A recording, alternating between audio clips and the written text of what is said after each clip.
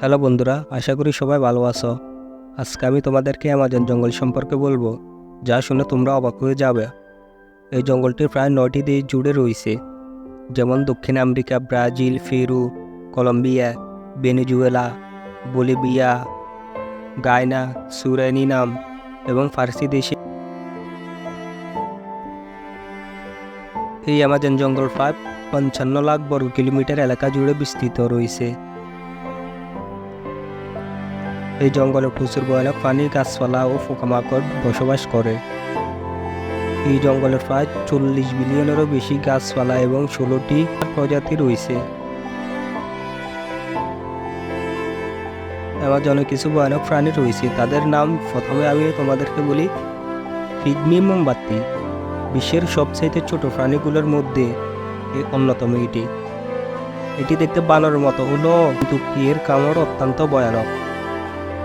তারপর রয়েছে অ্যানাকোন্ডা, বিশাল আকার সাপ যা শিকারকে মুহূর্তে গিলে ফেলতে পারে। সন্ত্রাসী পোকা, এই পোকা পিঁপড়ের মতো হলেও এর কামড় প্রচণ্ড যন্ত্রণাদায়ক।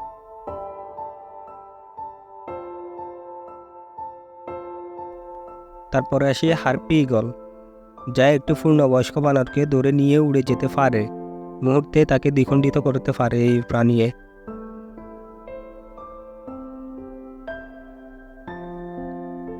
তারপর আসি জায়ান্ট, এই প্রাণীটি মাকড়সার মতো হলেও কামড় বেশ যন্ত্রণাদায়ক। এরা শিকারকে খুব সহজে তাদের জাল ফেলিয়ে ধরে ফেলতে পারে। ফিরহানা মাছ, এই মাছ ছোট কিন্তু অত্যন্ত ধারালো দাঁতের জন্য পরিচিত। তারা শিকারকে মুহূর্তে ছিন্নভিন্ন করে ফেলতে পারে 1 মিনিটের মধ্যে। আপনি জানলে অবাক হয়ে যাবেন, অ্যামাজন জঙ্গলে কিছু গাছপালা রয়েছে, সেগুলির প্রায় 200 ফুটেরও বেশি লম্বা হয়। আপনি জানলে আরও অবাক হয়ে যাবেন, কারণ এই অ্যামাজন জঙ্গলে এখনও প্রায় 400টির বেশি আদিবাসীর গোষ্ঠী বসবাস করে। এদের প্রত্যেক নিজস্ব ভাষা আছে, সংস্কৃতি এবং জীবন ধারণা রয়েছে। এরা দলে বলে থাকতে পছন্দ করে। তাদের গোষ্ঠী সর্দার আছে, তারা তাদের সর্দারের কথা মেনে চলে। এই সম্প্রদায়গুলোর মধ্যে জীবন যাপন সম্পূর্ণরূপে জঙ্গলে সম্পদের উপর নির্ভর করে। একবার ভারত সরকার তাদেরকে জঙ্গল থেকে বাইরে আসার জন্য বলছে, কিন্তু তারা আসলো না।